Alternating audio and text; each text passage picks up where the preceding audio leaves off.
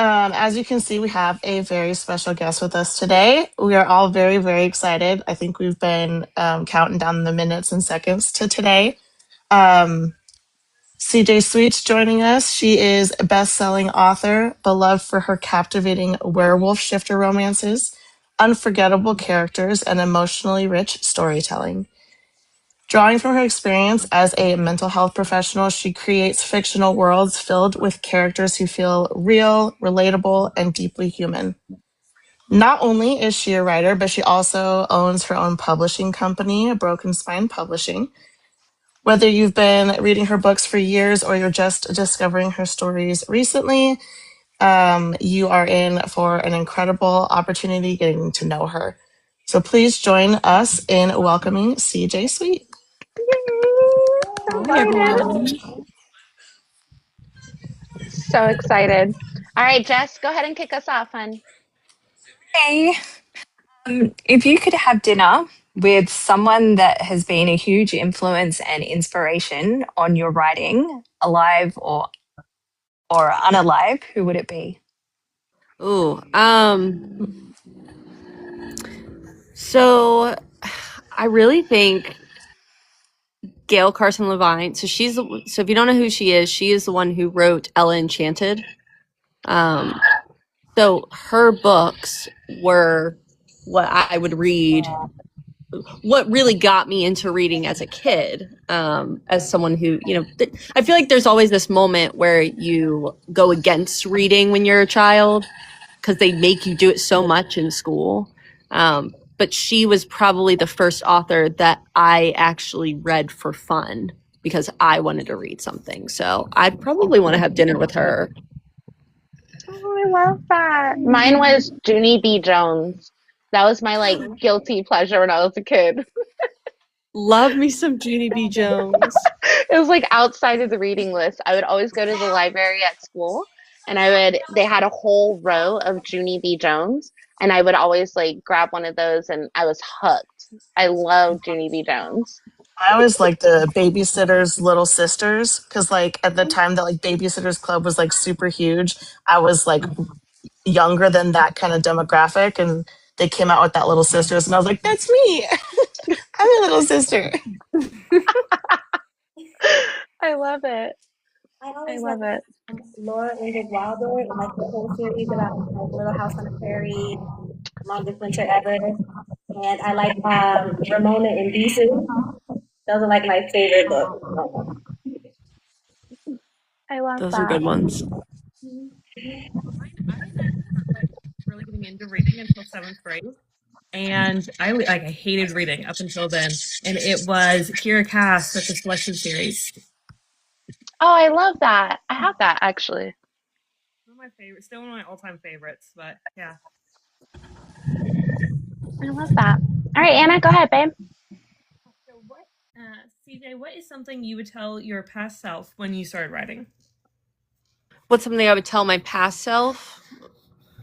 Something you'd be like, hey, don't forget to do this. Oh gosh.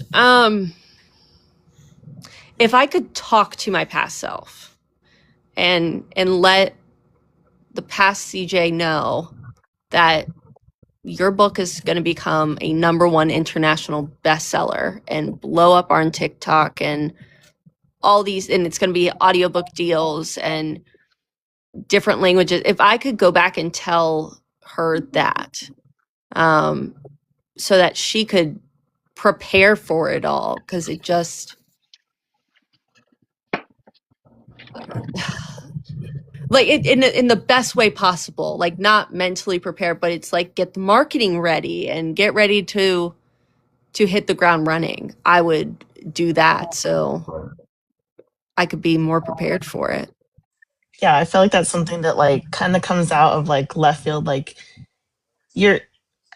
Most people I feel are generally pretty humble. So when it happens, you're like, wait a minute, what? People actually like my story, and I can just imagine. I mean, just in Come For Me, I mean, those books got so huge so fast. I mean, they're phenomenal books, and so I can imagine how I think probably like jarring that is to be like, wait a minute, like almost overnight, once people read it. But that's, It that's really pretty was cool. overnight. It was amazing. It was the best experience, probably top 2 best experiences of my life. And it really was within an hour that it all just kind of took off. And suddenly I had hundreds of notifications daily. And it was absolutely amazing. And I just never, you don't expect that. Not for a first book. No. So just being able to go back and tell CJ that, hey, like, people are going to read this. You think that maybe no one will. People are going to read it. So, yeah, just being prepared for that. I love that. I mean, you always hope for it, right? But when it happens, you're like, wait, what? What do I do? What do I do? What's happening? What do I do? Exactly. Exactly. And how do you, I mean, I could go back and tell myself that, but I don't really know what preparation I could really do besides graphics and marketing, right? But yeah. Well, you're getting a lot of love in the comments. Thank you, Nora, for sharing the live. And you're getting a Thanks, lot of love in the everyone. comments. They're like, you did that, girl. Love it. Everyone's Thank saying a lot of you. nice things. So, Yeah. CJ, are there any personal beliefs that you held on to before you became an author that are totally different now? Oh, that are totally different. Um,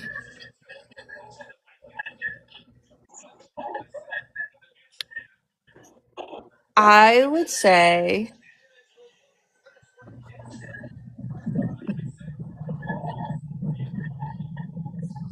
that's a hard one, man. I'm sure this is gonna be one of those things.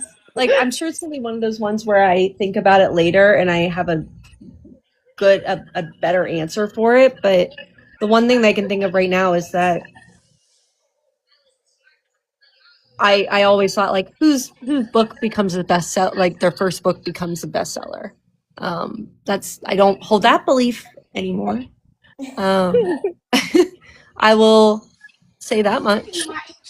I'd imagine that that's helped you encourage other authors that are scared to write or scared to publish, especially with you owning your own company too. I'd imagine that that's a really amazing story to tell, and it's true. So, like, that makes it even more beautiful. It's less pep talk and more like, hey, I did it and it Right. happened. It's possible. You can do it. I'd imagine that that's like one hell of an inspirational story to share with other authors, especially indie authors. Yeah. I love that. All right, Sheena, you're up, babe. Okay, CJ, do you have a favorite romance trope to write or one that you will never get tired of reading? Mm. Yeah, I mean, the the paranormal, it's got to be romance for me. It always has to be romance, erotica, um, anything romance, erotica. It could be hockey players, it could be vampires, it could be the billionaire. It does just give me the romance. Give it to me. Yes. I'm the same way. It's got to be romance. I don't care what kind. And I didn't used to be. I used to only be like a thriller type. And then actually, I think I've told this story before. My first dive into dark romance, I accidentally read Haunting Adeline thinking it was a paranormal thriller book Ooh. because, I mean, the cover is a skull and it's called Mhm. Haunting Adeline. So I was like, oh, this looks like a good ghost This story to looks read. cute. This is cute. And then I started reading it and I was like, oh, this is not a ghost story, but why do I like it? Okay, okay. You And learned that real was quick. it. That was it. Yeah, way to jump right in. Yeah. Plots and Pleasure says dove right in. I love it. Right in. Yep. Anna, Do you listen to music to write? And if so, what genre of music do you listen to? I'm sorry, I couldn't hear that. your mic went out. She said, do you listen to music while you write? And if so, what genre? Sometimes I do. So if it is a particularly fantastical scene where I want it to really have that imagery, or if it is one where there's heavy emotions, I will. And what was the second part of that question? What genre? I'm sorry, my phone is totally glitching out on me. It's so kind of what genre, but I think you already answered that with the type of music. Yeah, no, it's like I for Pray for Me, I listen to Ordinary in it. Like there's a scene where they like go underwater, and I was listening to Ordinary on repeat during that entire scene when I was writing it. And then the other day I was writing my dark romance work in progress, and I'm listening to Breaking Dishes by Rihanna. Like it just changes. It really just depends on the mood. So, I was gonna and say what I'm you're reading. just like mood reading. You're a mood listener.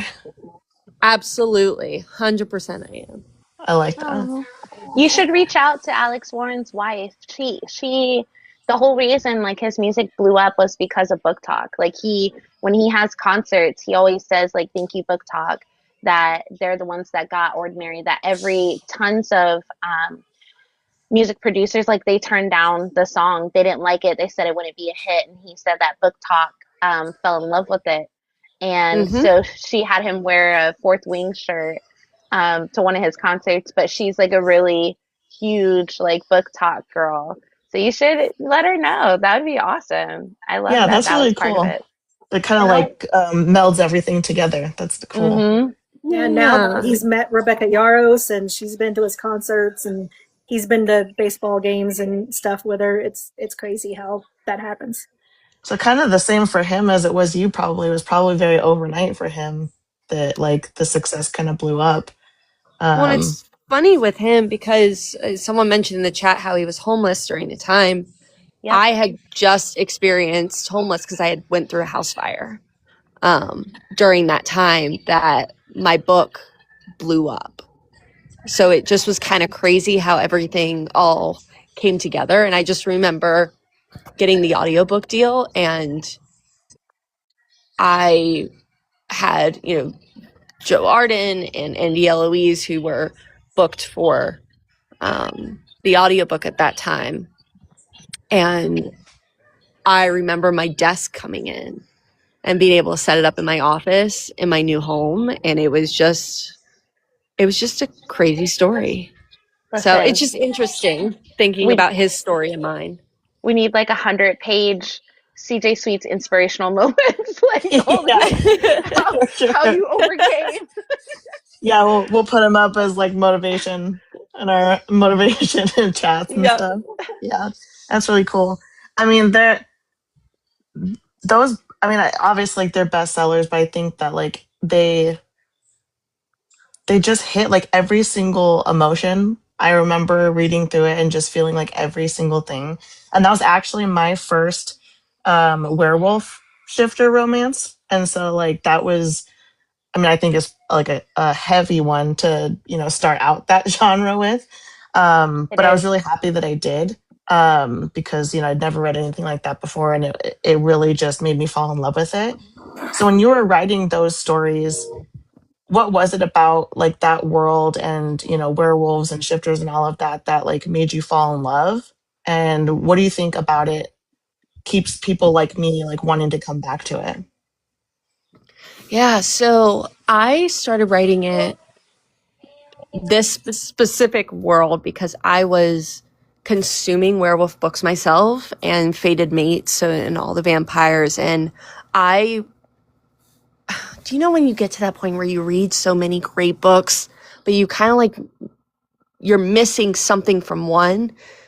Just to elevate it, it's already great, but just to elevate it a little bit more, you're just like, I want this from this book and I want it here. And I was just consuming them back to back. And I finally was like, you know what? I'm just going to write it. I'm going to write exactly what I want. I'm going to put it all on paper. And at that point, I just kept writing and I had a story. And I think what people love about it is it's the Fated Mates. People hear the werewolf, like, oh, it's a werewolf book. And like, that's kind of different. And I felt the same exact way before I started reading werewolf books. Full disclosure, I'm not afraid to admit that I was like, I don't really know about this one. But then I was like, wait, why didn't I think I would like this? I liked Twilight. I like spice. I liked the Vampire Diaries and the originals, and I like the alpha male personas that we get in our MMCs, like and fated mates and magic, and like what is there not to like? And so I had to kind of realize that, and I think that that's kind of what other people are experiencing too. Is they're like, oh, like there are actually things in here that I do like. Yeah, I was like really probably hooked from the, I don't know if this is going to be a spoiler, but like from the beginning in the forest where he was like he could like smell her. Mm-hmm. I was like, brother, like I don't know what about that was so like just like the possessiveness and like his like just absolute need. I was like, this is my genre, dude. I don't know where I've been this entire time. I don't know why I haven't read this stuff before, but that had me hooked from then on. You know what's funny? And I've actually never shared this story. But the exact chapter you're talking about is the first time we hear Dax's point of view, right? And we get to understand, okay, this guy is real dark. That was actually the moment I decided that I was CJ. Like that was the moment my pseudonym came to be of CJ Sweet, because I just felt so masculine and just empowered. And I was like, heck yeah, I am unhinged. I was like, So cool. I could just be Celia. I could be Celia Sweet. But I was like, no, heck no, I'm CJ. Absolutely, I am CJ. And I really just came into that. So, funny story. That is so cool. I think that's awesome. Yeah, I absolutely love that. And I have like what got me into reading was actually a dragon shifter story. And then I was like, oh, well, let me try out these wolf shifters. My country twang's coming out. And like, I loved them. And I was like, ooh, this one looks interesting. And I read Come For Me. And like the moment when she's with all the women and she's going through the castle or the mansion, whatever. And she's like, what is that? I'm like, ooh, it's about to get juicy. So I loved it. What inspired the mythology behind the series? Could you explain a little bit about the mythology, what you mean by Well, that? just like, the whole storyline of, Dax being the king and like what inspired just the world in general. As far as what inspired it, I don't really have anything specific. It just, I knew what I wanted with the scene, and I kind of just, the world was the details for me. I know that usually the world is kind of the foundation of it all, and then you work through that, but it really was the details for me. This scene had this emotional piece in it. It needed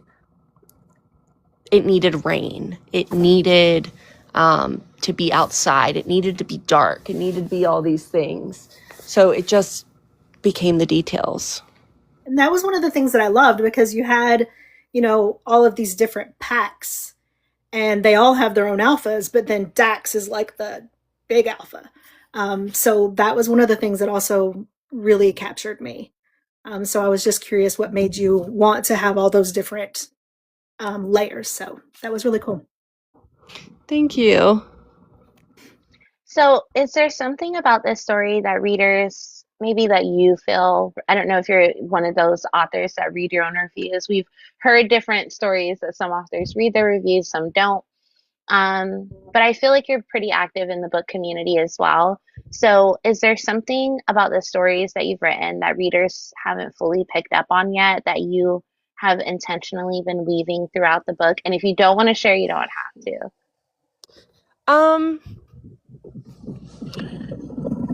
I feel like my readers have picked up on all the things that I hoped that they would pick up on. The things that they haven't picked up on are the little Easter eggs and Pray For Me. They have not picked up on those at all, like not a single person. But that's intentional. They're meant to be subtle, and they're meant to be aha moments for the next book. Challenge accepted. Right? So Challenge we're all going to accepted. listen to it again? No problem. Yeah. That's fine. Right. But other than that, no, everybody seems to understand the depth and the complexity of it, and the truly what I was trying to do and convey in the story. It's just I think everybody read Pray for Me and thought, okay, like I thought you were going to, you know, tear me apart and put me back together this time, but you know, this wasn't so bad. And I'm like, okay, well, I want you to feel safe with this book because the next one's not going to be so kind. So just people haven't picked up on those Easter eggs. You know, all right. Okay. Note to self, buy on release day. Note There to you self, take the day off when the next Yeah. book comes out. Take the Make week sure, off. make sure you buy tissues. Alea, you're ordering pizza because you cannot be crying on the kitchen floor again with a ladle in your hand. The worst. My poor family like huddled around me like it's gonna be okay. Yeah, I can't go through that again. So since you're going to emotionally wreck us in the next book, there's a lot of intense and emotionally challenging themes throughout your books. How do you prepare yourself to write such heavy material? And does it take a personal toll on you, your emotions? And how do you deal with that?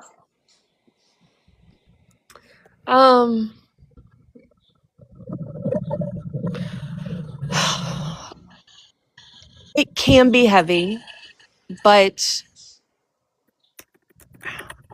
I got to be honest. I mean, if you are a person who is in the mental health field, or just your job is to work with people, which is what my job is outside of here, you kind of learn to put your therapy hat on or your clinical hat or whatever you want to call it, and are able to look at something objectively and understand what the emotions are and able to convey it without having to be consumed by it yourself. So I've kind of learned how to do that. But it can get heavy. But I haven't had it break me yet. Girl, I almost broke the book. The first book, I was messaging Cindy and Alea, the two that recommended your books to me. I was ready to throw it across the room. I was so aggravated with her. I was so aggravated. And they're like, just wait. It's okay. So I can't even imagine being the one writing that and creating that. And you know where you want it to go, but like, you know that this is an important piece that you have to add in. Because as the consumer, as the reader, I was all over the place. Like, I had an attitude at work for no reason. Everybody, you okay? I'm not okay, actually. Like, No, I'm not. leave me alone. Like, no, I'm not. Okay. So like, it's just been, I love your books. Honestly, like after when I was going through the first one, I told Cindy, I was like, you are never allowed to recommend a book to me again. Ever. You lost your recommendation privileges. I was like halfway through. So you lost them. By the end of the second book, I was like, I love you. This is amazing. Oh, I love so that. much. You took me on an emotional roller coaster. Cindy was so sweet too. She wrote back, she's like, well, I'm sorry you feel that way.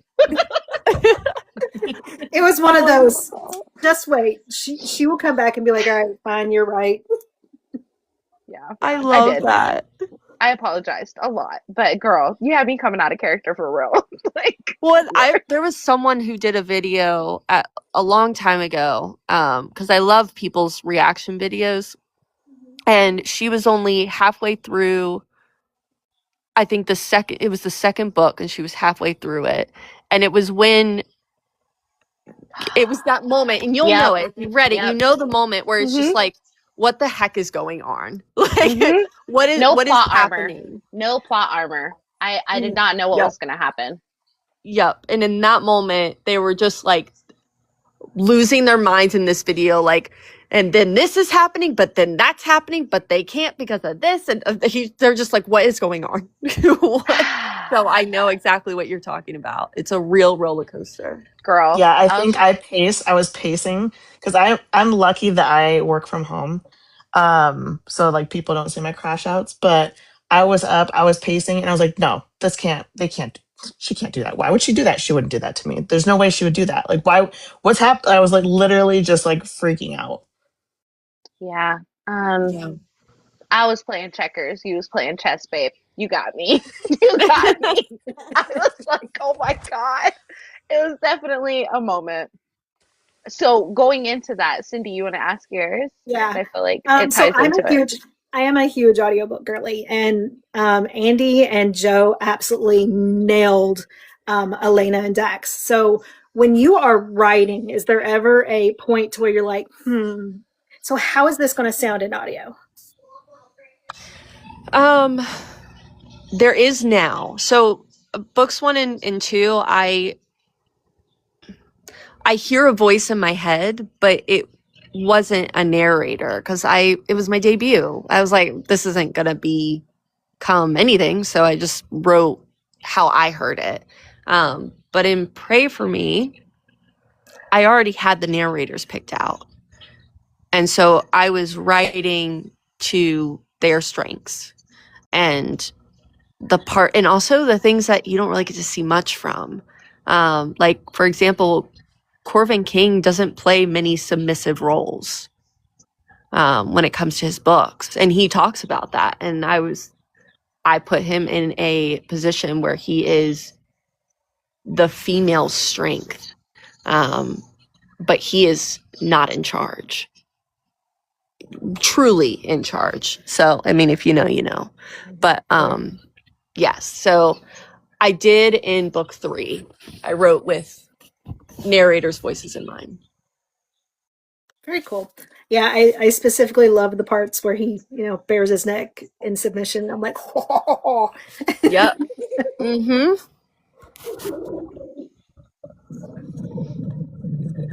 Have any real life experiences found their way into any of your books? Oh. Next question. Okay. Okay. Shauna, go ahead. So when I listened to Come For Me, book 1, there's the important note that you write at the beginning of that book. And honestly, I was like, is she talking to me? But what made you put that in there? And going further than just hear your trigger warnings, what made you write that important note? Are you talking about, so when you say the important note, do you talk about the front matter, or are you talking about the warning page in between with the summary? The one Joe reads, and it talks about mental health and basically disassociating and making sure that you're taking care of yourself mentally. The escaping. Yes. Yes. So actually there is a specific reason I wrote that, because I was going through a difficult time when I was writing these books. And so it became my escape. And once I finished the book, I felt great. But there was a reality I had to return to. It was a distraction and escape in itself. And I, not just as a writer, but as a reader, I know that when I am consuming books one after another, and we're talking multiple books a week kind of thing, I know that that is me trying to cope with hard things. And I imagine that I'm not the only one who seeks reading as an escape. And so that's why I put that note there of like, yeah, that's a great coping skill to have. And you still have to heal from the thing that you're trying to escape from. Like, you don't have to deal with it right now, but like at some point you're going to need to deal with it, and you deserve that healing. I loved it. It was really meaningful, and I think it hit for me, and so I'm sure it hit for a lot of people. Yeah, your books were the first books that had those summary chapters of like, if you don't want to read these traumatic moments, here's a summary of the moment without sacrificing your mental health. I have never in the history of me reading seen that before. And it made me, and I went to your website and I saw you were a mental health professional, But I feel like it's more than that. That's just a level of care that I've just never seen. So I just want to say thank you for that, because I mean I've done the work, you know, in healing and coping, and I have my tools in my toolbox. But if I wasn't where I'm at right now, I would have used those chapters, and I really appreciate that you put it in there. Well, and that kind of goes back to the question that I passed on was, is the whole reason why I put that chapter summary in there is because, yes, absolutely, there are things in that book that are not just from research, but it's knowledge. Yeah, same. I really appreciate it. A lot of us, I don't know if you were able to go to our website or learn more about us, but the sisterhood is a book club, but we are more than a book club. We're a sisterhood. So we're a group of women from all around the US and Australia, and we have a love for books, which is what brought us together.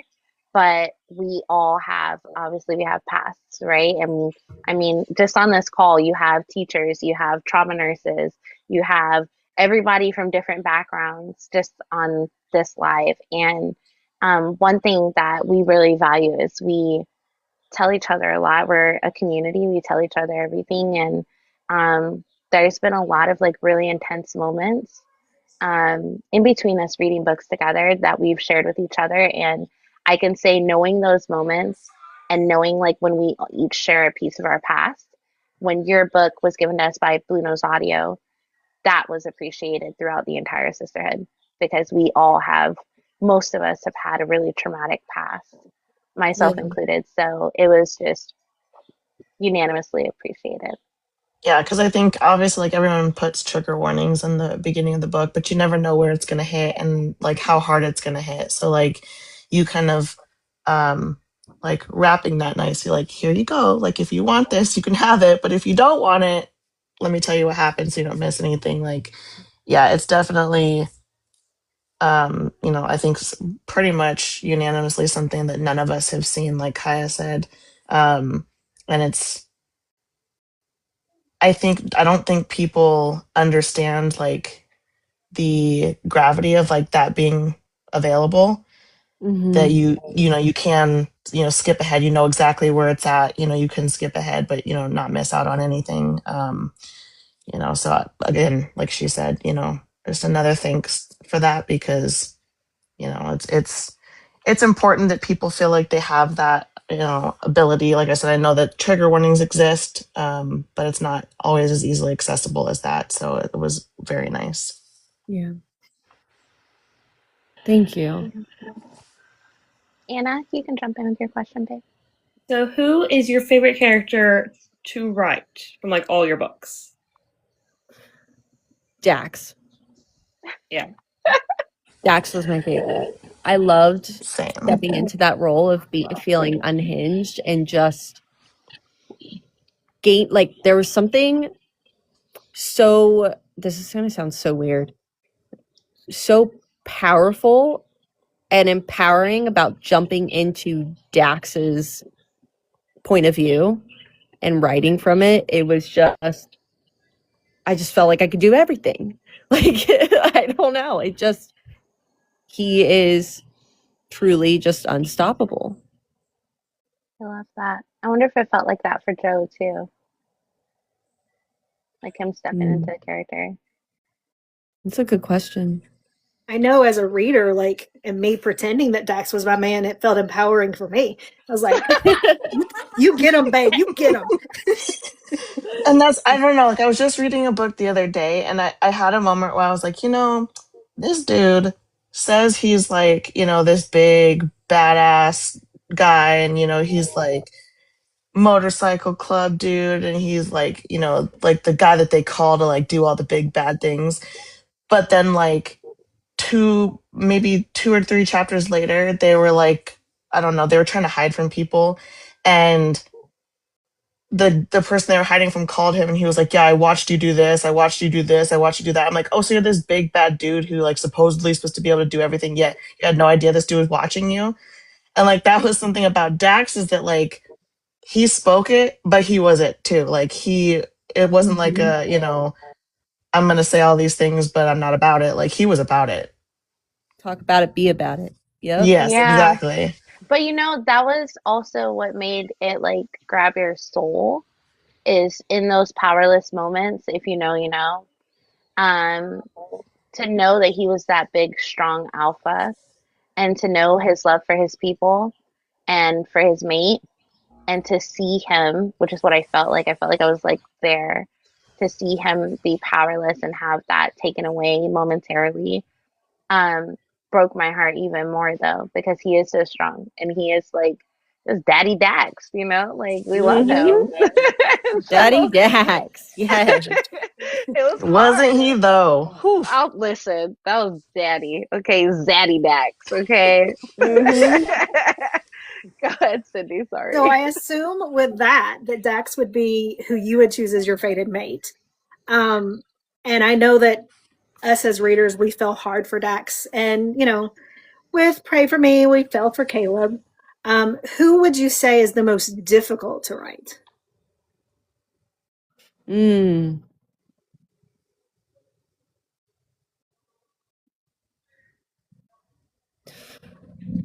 I think so far it had to be, it had to be, I think, Jay. Because Jay is just so, she's so strong and resilient, but there are pieces of her that aren't healed. And Yeah. finding that balance of, that perfect balance of resilience and broken, and triggered and strong and just, but also just wanting to be loved and just held and not always being that strong person. I mean, she's really,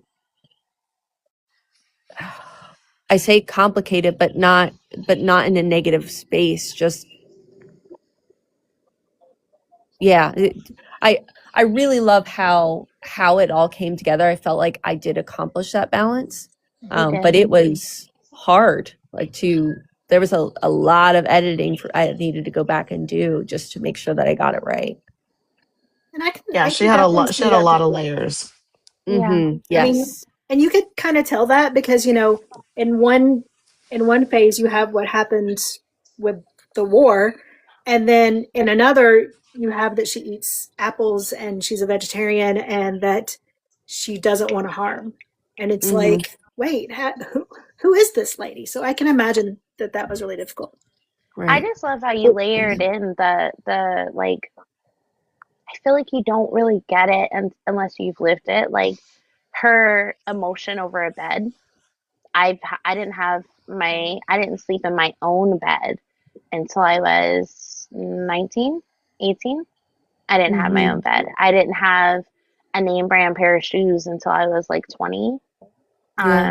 So like I had a kid at 16. So when I had my kid, everything went to my kid. And when I bought somebody gifted me a name brand pair of shoes, I just cried. When I got my first bed for my apartment, like I cried. When I got my first apartment, I cried. Like all of those things going from being homeless and like riding the bus 6 times a day and taking care of kids and doing all the things that even that moment of him being so aggravated with her and she's just appreciating the bed, I sat with that for a fat minute. Like I literally paused and just sat with that. So I feel Mm-hmm. like you really did. I hope you don't feel like you didn't capture a lot because every layer you did, we felt it down to the bed. We felt it. Yeah. No, I truly, I felt like I did, but I felt validated by the readers when I saw people's feedback or received feedback about their feelings about Jay. And I feel like females in book talk spaces already are unfairly criticized and judged.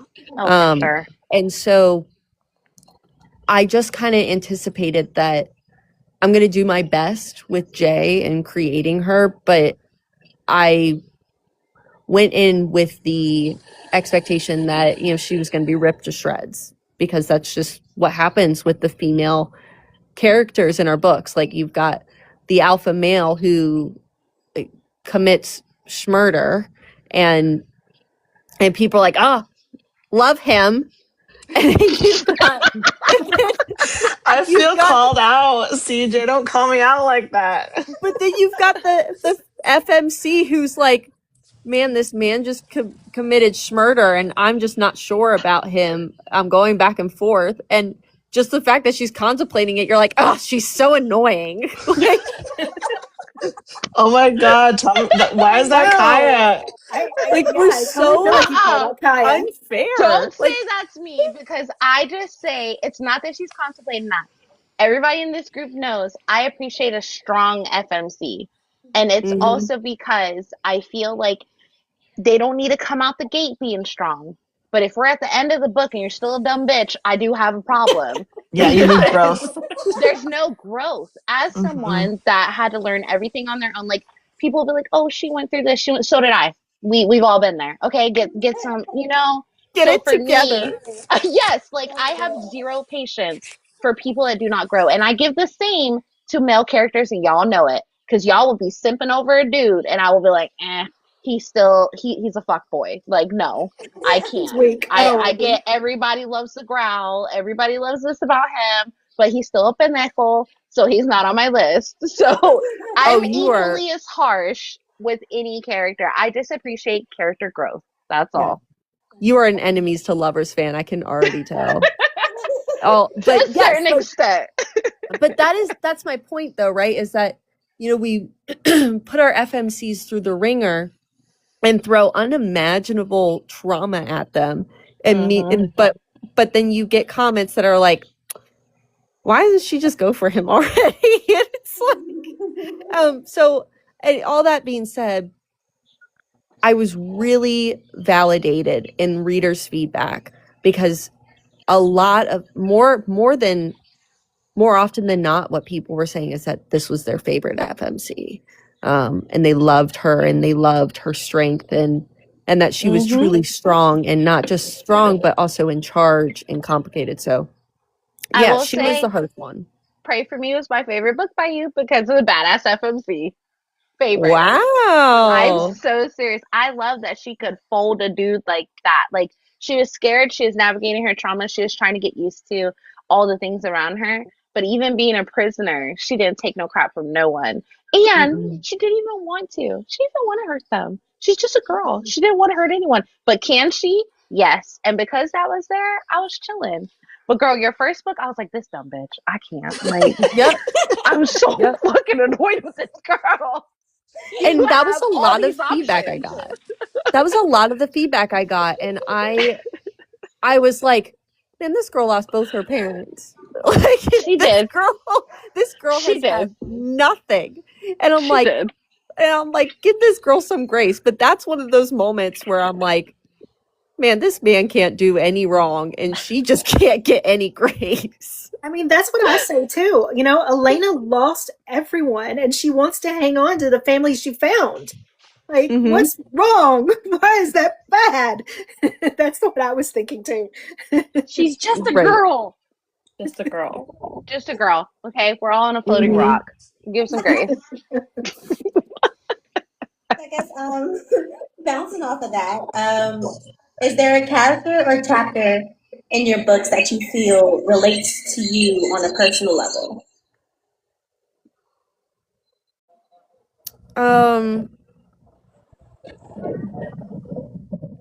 Sure. I'm trying to think about which ones.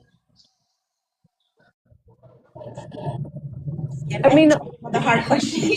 Yeah, no, really. I was like, oh, we're gonna be firing these off, and I'm like, I don't know, we're gonna be sitting on them for a little bit. Yeah, no, they do, and I mean, because I am putting I'm pouring out me, right? And so, there is this. I'll stick to pray for me right now. So, with Jay, she didn't want to have to be strong.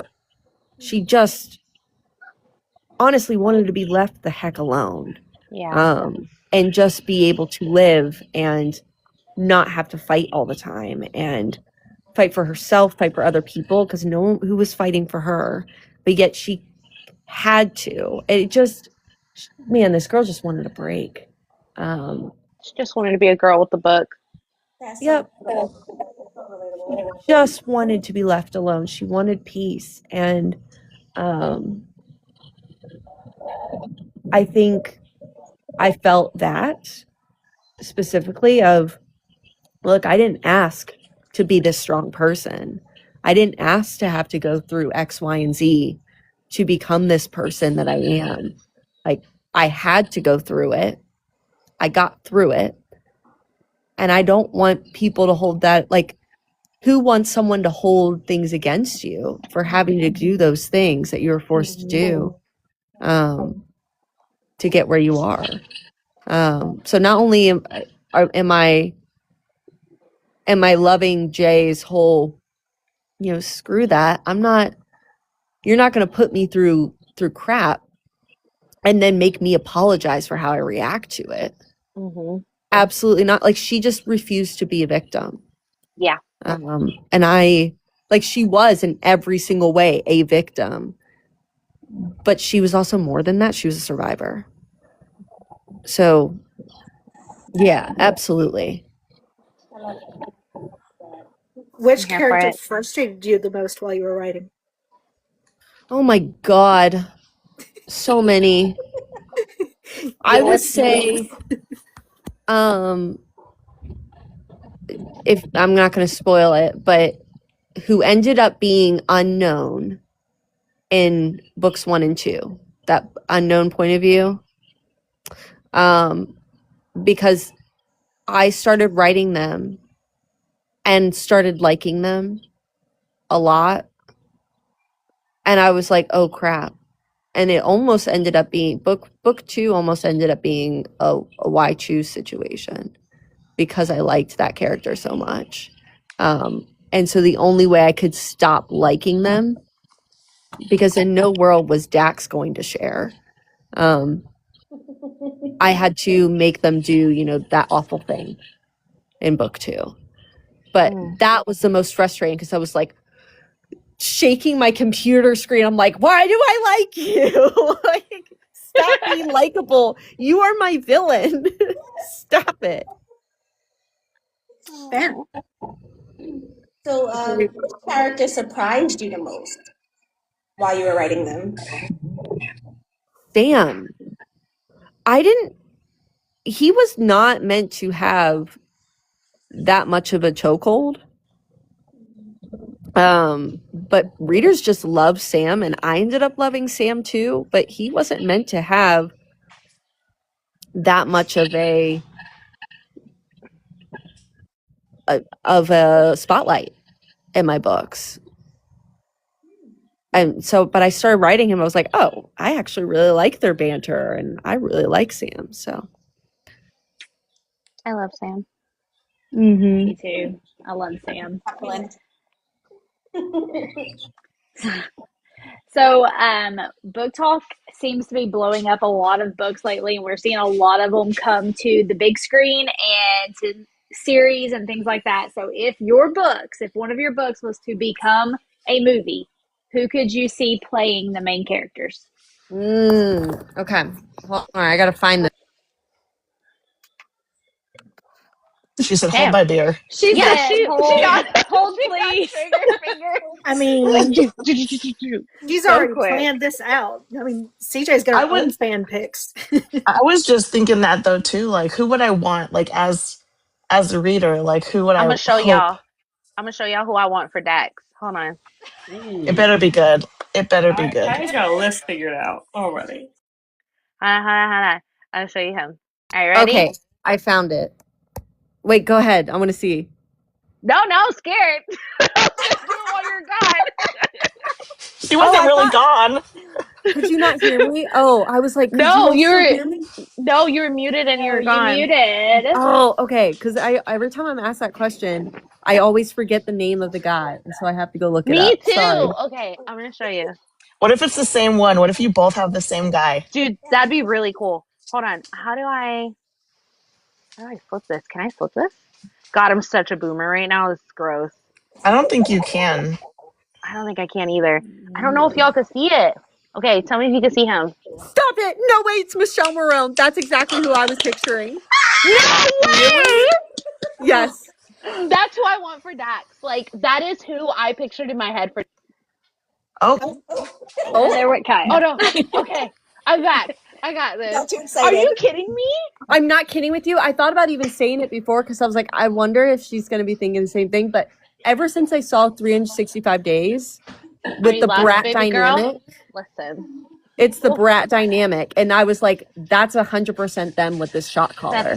that's him. That's Yeah. him for sure. Mm-hmm. Look at this. I love this. Oh, yeah. But man, did I call it or what? now for Elena, I picture her, I can never remember her name either, but the girl who plays the hybrid in the Vampire Originals, Yes. Yes. who plays Yes. Haley. I know who you're Yes. talking about. Yes. Perfect. Yes. Absolutely perfect. And then for Caleb, this one you might not know so well, but Matt Laria from what I don't know. Oh, Go back. I Let's go look it up. Come back. Okay. Kaya, did you All say right. come back, Jack? I did. all right. Moonlit Margin, real quick, if you're able to pull up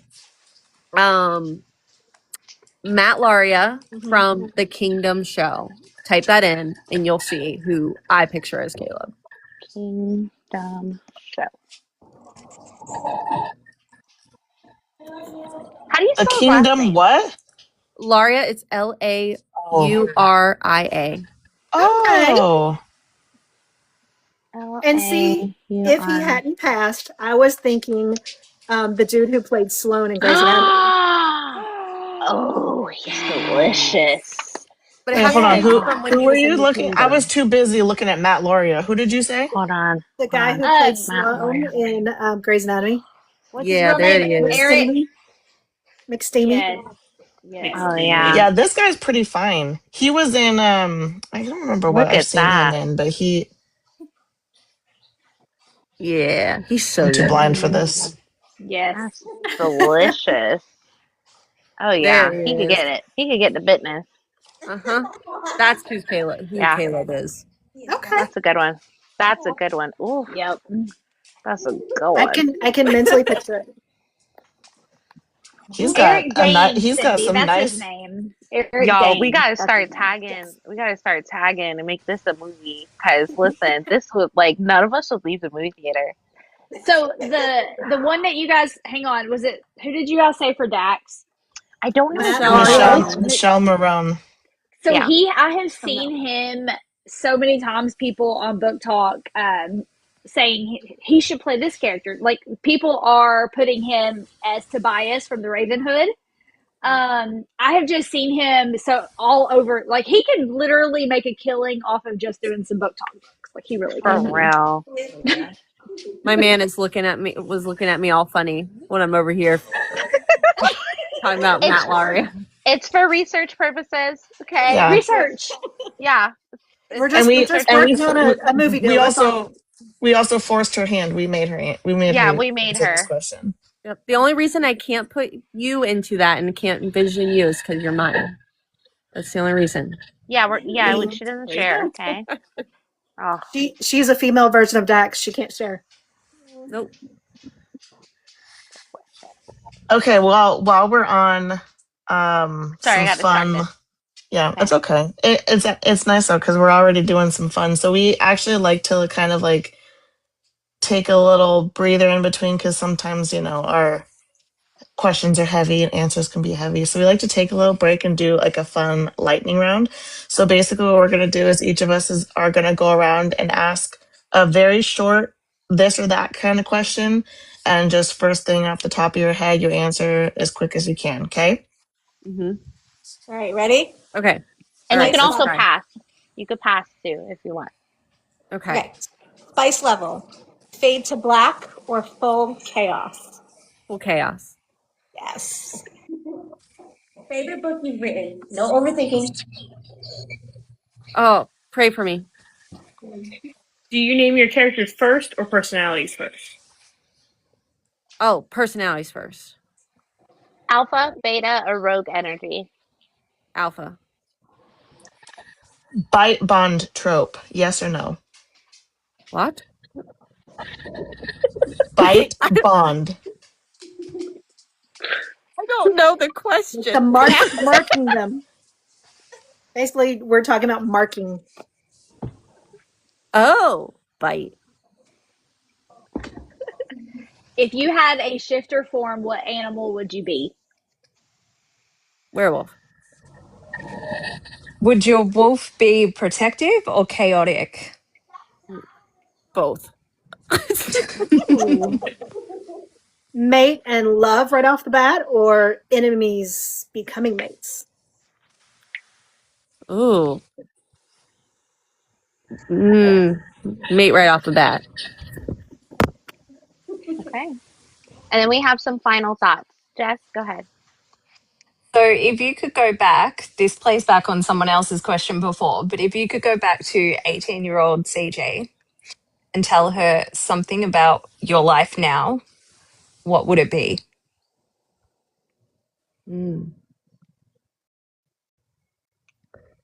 That you're not going to believe this, but one day you're actually going to write that book that you wanted to do. Actually, you're going to write a book and you're going to be in interviews. You're going to have people who get tattoos of your books, and it's going to be #1 international bestseller in 6 countries.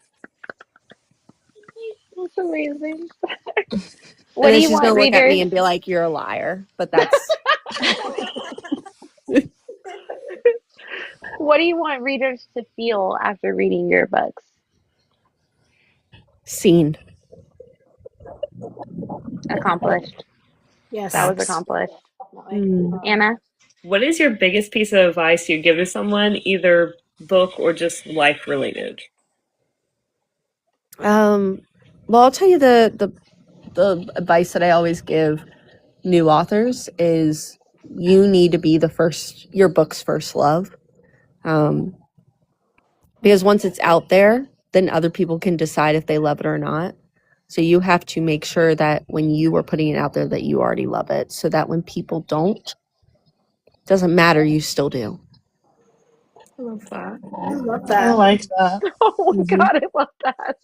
Yeah. I don't leak. Okay. Suddenly, I want to sit down and write some more.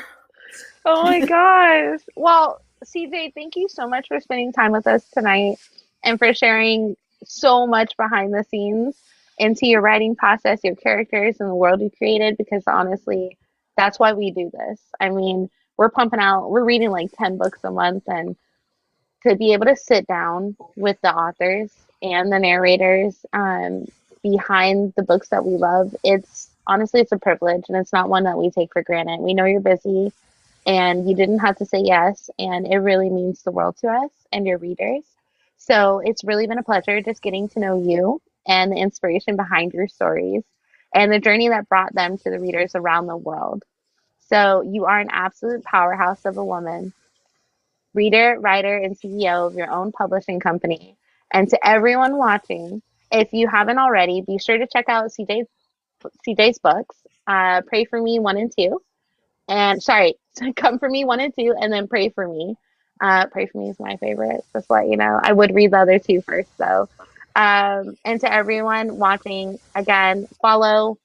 If you can, repost anything regarding CJ's books. It's always helpful. Be kind. We love kindness. It's free. Show her some love. And thank you so much for joining us. And we can't wait to talk to you again, CJ. I'm sure you're going to continue to write these amazing masterpieces. So I'm Yeah. looking forward to the next one. That's going to crush me, and I'll need to take the day off, probably the week. Yeah. I'll say after you devastate us, we'll talk to you again. Yeah. Yeah. We can't wait to hear what day we're calling off of work for that next book. Yeah. We're going to make it it's going to be a thing. Hashtag take the day off. Well, thank I'm you all feeling so sick that much. day. I appreciate you all so much. Thank you. And you all have a great one. You Thanks, too. you Bye, too. CJ. Thank you. Bye. Bye.